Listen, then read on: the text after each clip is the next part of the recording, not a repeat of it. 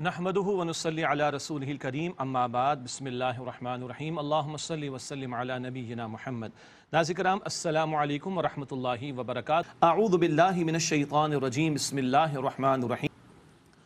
وَوَهَبْنَا لِدَاؤُودَ سُلَيْمَانَ، اور ہم نے داؤد علیہ السلام کو سلیمان عطا کیے، نعم العبد، بہت ہی عمدہ بندے، انہو اواب، بے شک وہ اللہ کی طرف بہت رجوع کرنے والے تھے سلیمان علیہ السلام۔ اذ عرض علیہ بالعشی الصافنات الجیاد، یاد کرو وقت جب شام کے وقت ان کے سامنے بہت عمدہ نسل کے گھوڑے پیش کیے گئے۔ فقال، تو سلیمان علیہ السلام نے فرمایا، اب جو میں ترجمہ کر رہا ہوں توجہ فرمائیے گا، وہ ایک رائے کے مطابق اور وہ محتاط اور بہت عمدہ رائے ہے مفسرین کی، باقی تفاصیل آپ تفاصیل میں دیکھ سکتے ہیں۔ فقال، سلیمان علیہ السلام نے فرمایا، انی احببت حب الخیر عن ذکر ربی، بے شک میں نے اپنے رب کی یاد کی خاطر اس مال کی محبت کو پسند کیا۔ حتی توارت بالحجاب، یہاں تک کہ وہ اوٹ میں چھپ گئے، مراد گھوڑے۔ ردوہا علیہ، فرمایا کہ ان گھوڑوں کو میرے سامنے پھیر لاؤ، یعنی واپس لاؤ۔ فتفق مسحا بالسوق والاعناق، پھر وہ ان کی پنڈلیوں پر اور گردنوں پر ہاتھ پھیرنے لگے۔ گھوڑوں سے محبت کس لیے؟ یہ گھوڑے جہاد اور قتال فی سبیل اللہ کے لیے استعمال ہوتے تھے۔ پیغمبر کو اتنی بڑی بادشاہت اللہ نے دی تو اللہ کے کلمے کی سربلندی کے لیے استعمال کرتے تھے، اور یہ گھوڑے راہ خدا میں استعمال ہوتے تھے، اس لیے ان سے ان کو محبت تھی، اس کا تذکرہ ہوا۔ وَلَقَدْ فَتَنَّا سُلَيْمَانَ وَأَلْقَيْنَا عَلَى كُرْسِيِّهِ جَسَدًا ثُمَّ أَنَابَ، اور یقیناً ہم نے سلیمان علیہ السلام کی آزمائش کی اور ہم نے ان کے تخت پر ایک دھڑ لا رکھا، پھر انہوں نے اللہ سبحانہ وتعالی کی طرف رجوع کیا۔ قال رب اغفر لی، انہوں نے عرض کی کہ اے میرے رب مجھے بخش دے، وہب لی ملکا لا ينبغی لأحد من بعدی، اور مجھے ایسی سلطنت عطا فرما جو میرے بعد کسی کو بھی میسر نہ ہو۔ انک انت الوہاب، بے شک تو ہی عطا فرمانے والا ہے۔ سلیمان علیہ السلام کی بھی آزمائش ہوئی، ایک دھڑ ان کے سامنے لا کر رکھ دیا گیا تخت پر۔ اس سے کیا مراد ہے؟ کئی آراء مفسرین نے بیان فرمائی، البتہ مفسرین نے محتاط رائے یہ بیان فرمائی ہے، اللہ نے اس بات کو پردے میں رکھا، ہم بھی پردے میں رکھیں۔ آزمائش پیغمبروں کی بھی ہوئی، یہ ہمارے لیے سبق ہے، اور آزمائش جب ہوتی تو کیا کرتے؟ وہ اللہ کی طرف رجوع کرتے۔ یہ پیغام واضح ہے، اس کو لے لیا جائے، اور جس بات کو اللہ نے پوشیدہ رکھا بہتر ہے کہ خاموشی اختیار کریں۔ اللہ سے انہوں نے بادشاہت مانگی۔ فَسَخَّرْنَا لَهُ الرِّيحَ تَجْرِي بِأَمْرِهِ رُخَاءً حَيْثُ أَصَابَ، پھر ہم نے مسخر کر دیا ان کے لیے ہوا کو، جہاں وہ پہنچنا چاہتے وہ ان کے حکم سے ہوا نرم نرم چلتی۔ وَالشَّيَاطِينَ كُلَّ بَنَّاءٍ وَغَوَّاصٍ، اور ہم نے تمام جنات تابع کر دیے، عمارت بنانے والے اور غوطہ مارنے والے، سمندروں میں سے موتی وغیرہ نکال کر لاتے۔ وَآخَرِينَ مُقَرَّنِينَ فِي الْأَصْفَادِ، اور دوسرے زنجیروں میں جکڑے ہوئے، نہ سرکشوں کو سزا بھی دی جاتی ہوگی، جنات بھی تابع کر دی، ہوا بھی تابع کر دی، یہ باتیں پہلے بھی آ چکی ہیں۔ هَذَا عَطَاؤُنَا فَامْنُنْ أَوْ أَمْسِكْ بِغَيْرِ حِسَابٍ، یہ ہماری عطا ہے، اب تم احسان کرو یا رکھ چھوڑو بغیر حساب، جو چاہو سو کرو، جس طرح چاہو استعمال کرو۔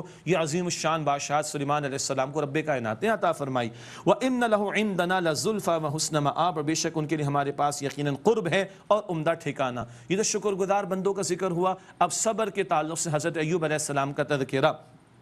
وَاذْكُرْ عَبْدَنَا ایوب، اور آپ ذکر کیجئے ہمارے بندے ایوب کا علیہ السلام۔ اِذْ نَادَىٰ رَبَّهُ أَنِّي مَسَّنِيَ الشَّيْطَانُ بِنُصْبٍ وَعَذَابٍ، جبکہ انہوں نے اپنے رب کو پکارا کہ مجھے شیطان نے ایذا دی اور دکھ پہنچایا ہے۔ کوئی ایسا معاملہ ہو گیا شاید گھر والوں کے ساتھ کہ کوئی وسوسے کی بات آ گئی، تو اس کے تعلق سے خود بیان کر رہے ہیں کہ شیطان نے مجھے ایذا دی اور دکھ پہنچایا ہے۔ اُرْكُضْ بِرِجْلِكَ، اللہ نے فرمایا کہ زمین پر اپنے پاؤں کو مارو۔ هَذَا مُغْتَسَلٌ بَارِدٌ وَشَرَابٌ، یہ لو، یہ غسل کے لیے ٹھنڈا اور پینے کے لیے عمدہ پانی ہے۔ سبحان اللہ، 18 برس تک جلد کی بیماری میں اللہ اکبر وہ رہے، اللہ نے آزمائش فرمائی۔ اب اللہ فرماتا پیر ماری زمین پر، وہاں سے پانی ابل پڑا، اور غسل کے لیے ٹھنڈا اور پینے کے لیے شیریں، اور اللہ تعالیٰ نے شفا عطا فرمائی، مزید نعمت عطا فرمائی۔ وَوَهَبْنَا لَهُ أَهْلَهُ وَمِثْلَهُم مَّعَهُمْ رَحْمَةً مِنَّا، اور ہم نے انہیں ان کے اہل خانہ اور ان کے ساتھ ان جیسے اور بھی عطا کیے، اپنی جانب سے رحمت فرماتے ہوئے۔ وَذِكْرَىٰ لِأُولِي الْأَلْبَابِ، اور عقل والوں کے لیے نصیحت کے طور پر۔ بہت بڑی آزمائش سے گزارے گئے، مشکل کے بعد راحت بھی آئی،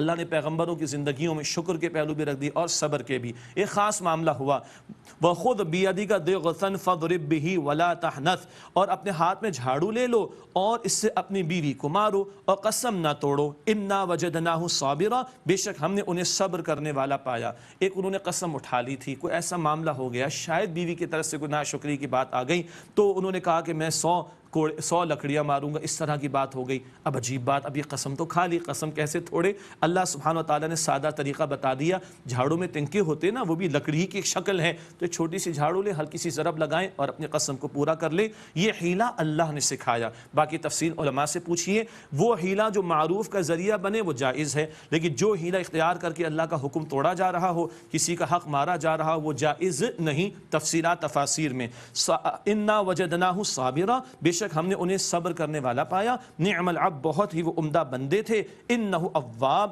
بے شک وہ بہت رجوع کرنے والے تھے۔ وَاذْكُرْ عِبَادَنَا إِبْرَاهِيمَ وَإِسْحَاقَ وَيَعْقُوبَ أُولِي الْأَيْدِي وَالْأَبْصَارِ، اور آپ ہمارے بندے ابراہیم کا ذکر کیجئے اور اسحاق و یعقوب کا ذکر کیجئے جو طاقت اور بصیرت والے تھے، قوت اور بصیرت والے تھے۔ اِنَّا أَخْلَصْنَاهُم بِخَالِصَةٍ ذِكْرَ الدَّارِ، ہم نے انہیں خاص صفت سے ممتاز کیا اور وہ ہے آخرت کے گھر کی یاد۔ یہ سب بندے اس کے لیے پریشان بلکہ فکر مند رہتے تھے اور آخرت کی تیاری میں لگے رہتے تھے۔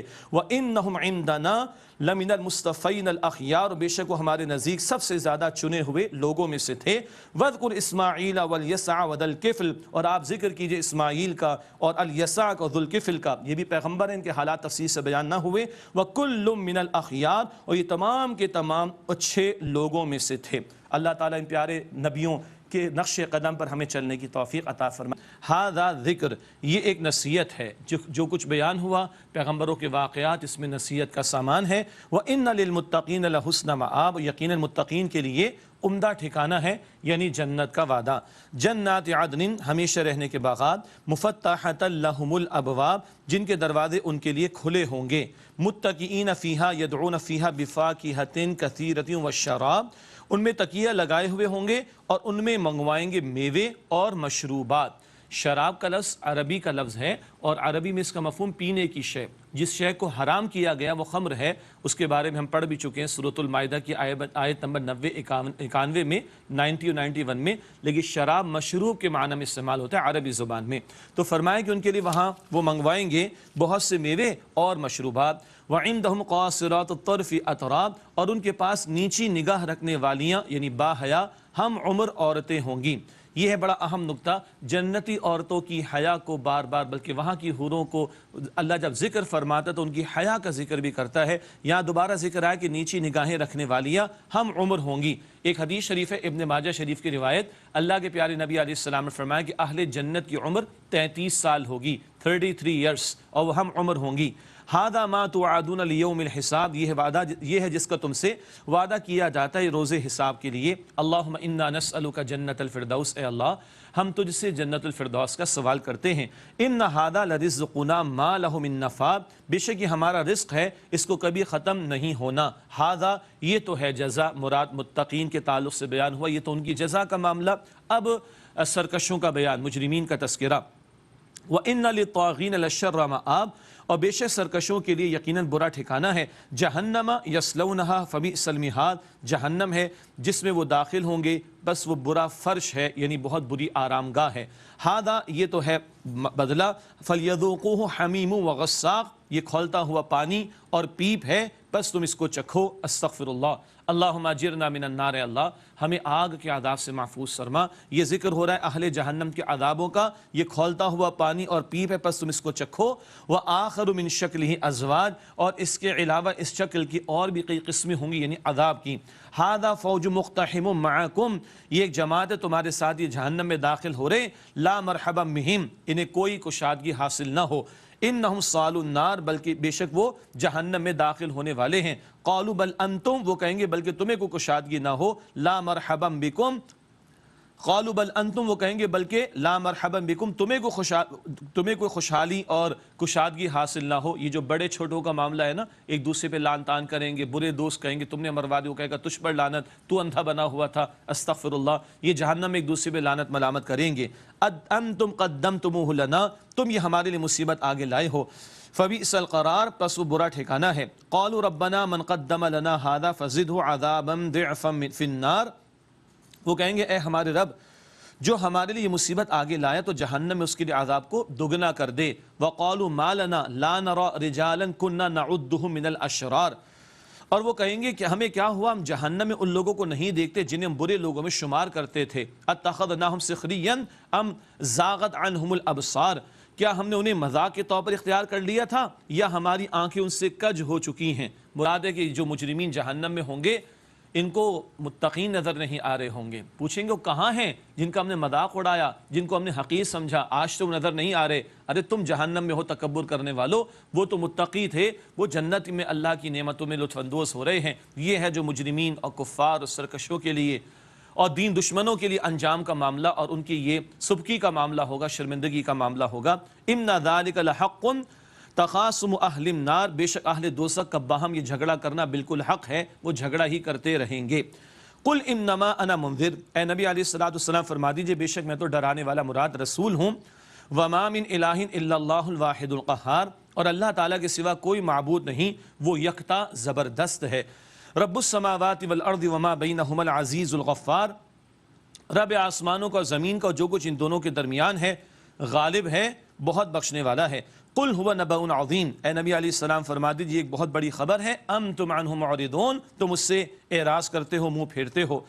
ما کان لی من علم بالملأ الاعلی اذ یختصمون، مجھے کچھ خبر نہیں عالم بالا کی کہ جب وہ باہم بحث کرتے ہیں. عالم بالا میں فرشتوں کے حوالے کیا احکامات کیے جا رہے ہیں، وحی کا کیا نزول کا معاملہ، اوپر کے کیا معاملات ہیں، وہ میرے علم میں نہیں ہیں. ان یوحا الی الا انما انا نذیر مبین، میری طرف تو بے شک یہی وحی کی جاتی ہے کہ میں تو واضح طور پر ڈرانے والا رسول ہوں.